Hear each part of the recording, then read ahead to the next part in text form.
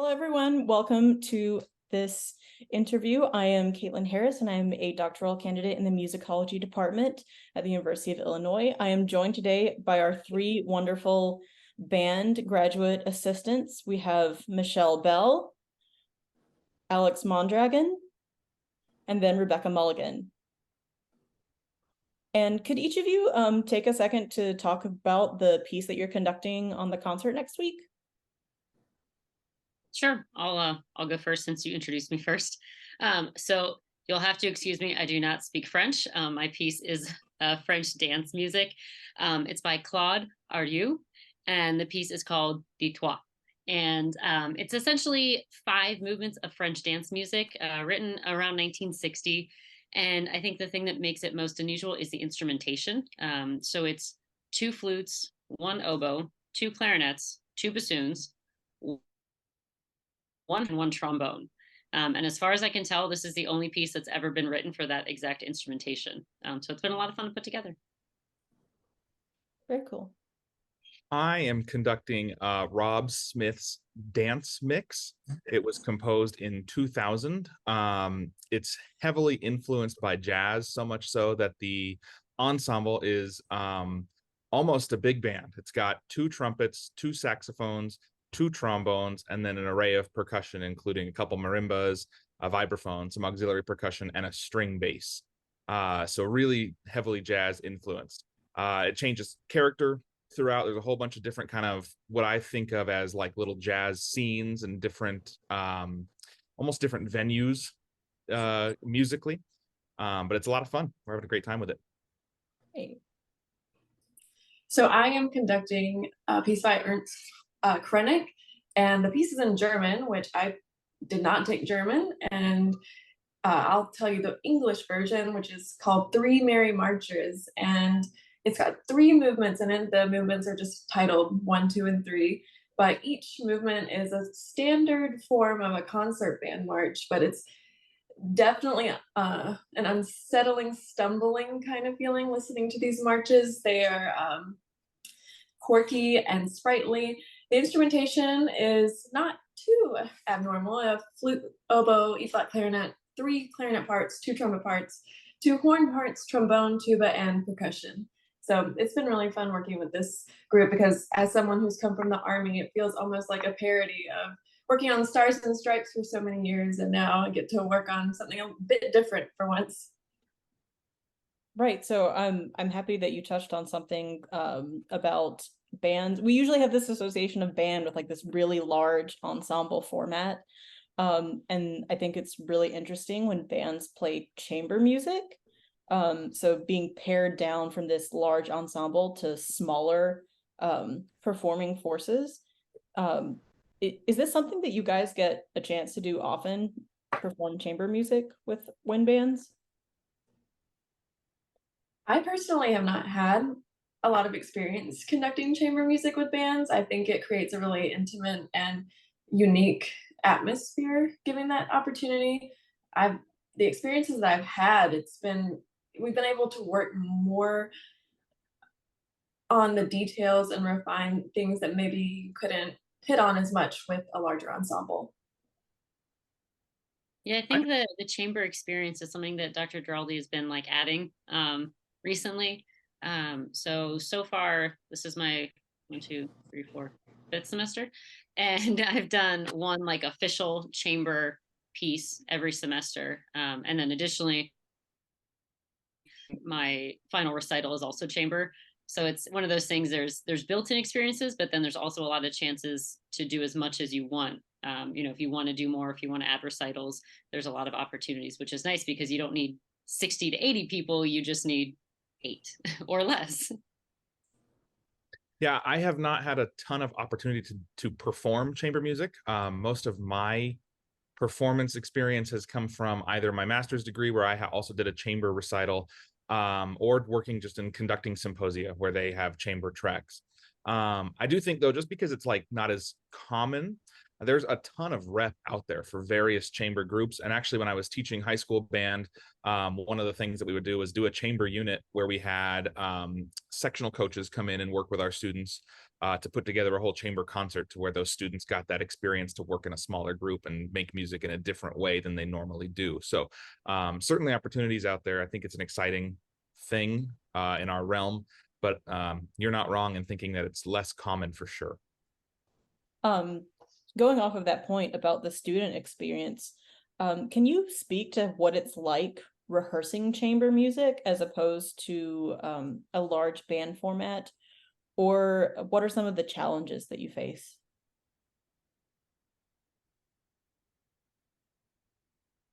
I'll go first. I'll take this. Alex, I wanted you to have a chance to talk first. We're just waiting for each other here. I think that there are certainly different challenges than a full band for sure. And it really depends on the group you're working with. And so let's keep it in context here of the Wind Symphony. This is all about performing the piece artistically and musically and bringing the character forward and putting together a really musical, emotional, expressive kind of performance. And it's approached a lot less, I guess, band directory, looking for potential pitfalls and thinking about how to rehearse this and that. And it's much more about the spirit of the music. And it's much more about that intimate setting of us and, 8 to 14 players.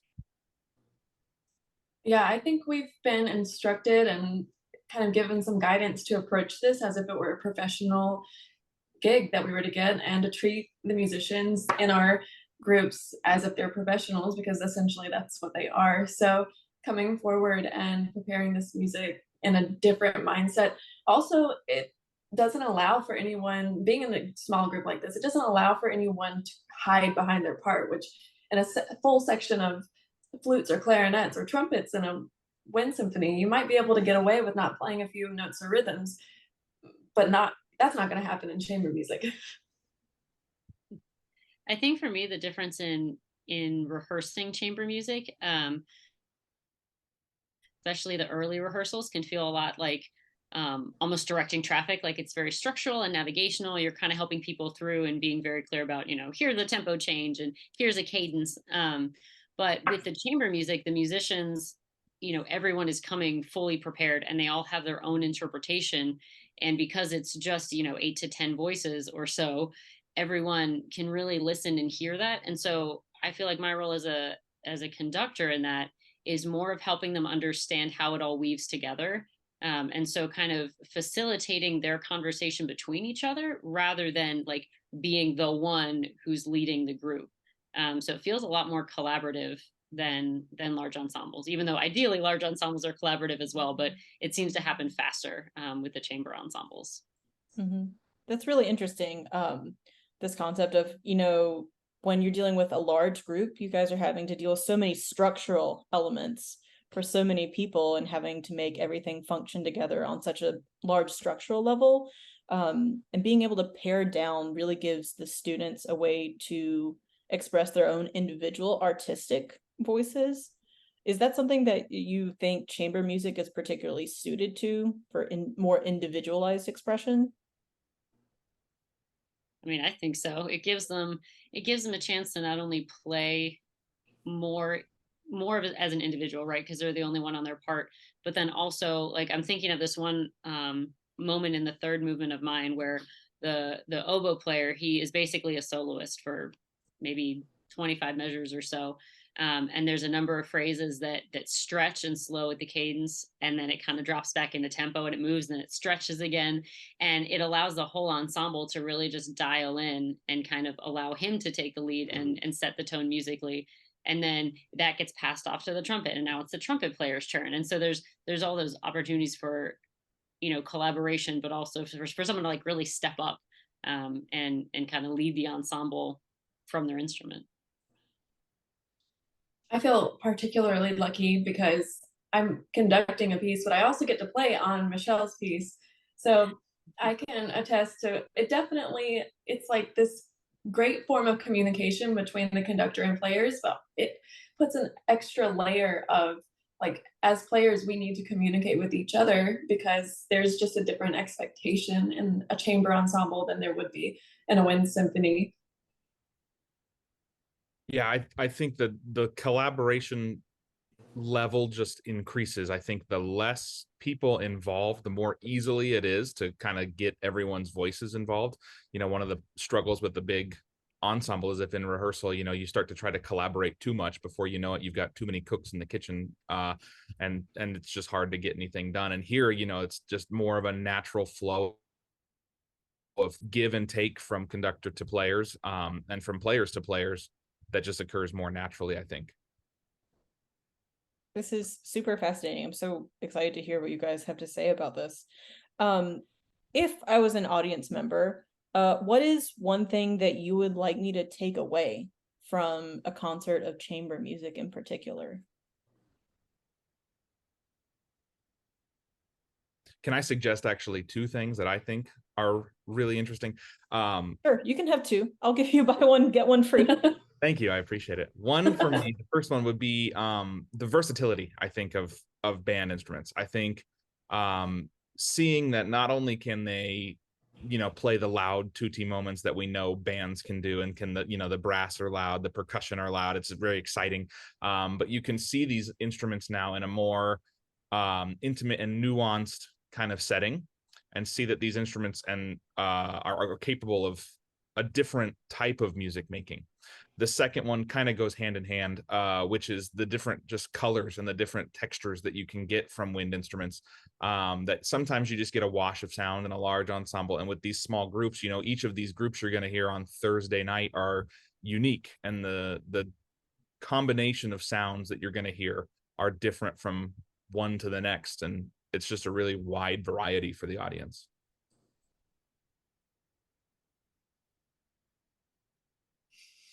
I have a trumpet player who just joined next door and is practicing, so I'm sorry if you can hear him practicing. But I think for me, what I would hope the audience takes away is just an appreciation for how all the parts come together. I feel like in chamber music, there's really an opportunity to appreciate every layer individually, where with a large ensemble, it all comes together, but it might be hard to kind of tease out all of the different things that are happening, because sometimes it's, you know, dozens at a time. But I think there's so much opportunity to just appreciate how you see those 8 voices or those 10 voices come together to form the whole. And you can see individuals and like see the way the players communicate and the way they express the music, even just like in the way they move in their chair and the way they look at each other. And so I think it's a very different experience from the audience perspective, for chamber music.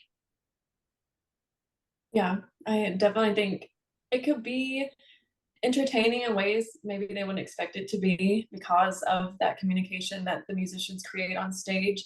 I am excited to hear Alex's piece because I haven't heard it yet, but that particular instrumentation together, I would have never thought something like that could happen. So I think the audience will be pleasantly surprised by what elements are able to be portrayed by each group.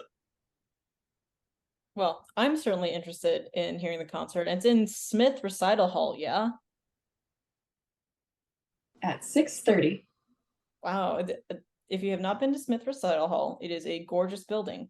And I think it is a very fitting venue for a concert of chamber music. So if you're interested, please pop over and hope to see you there.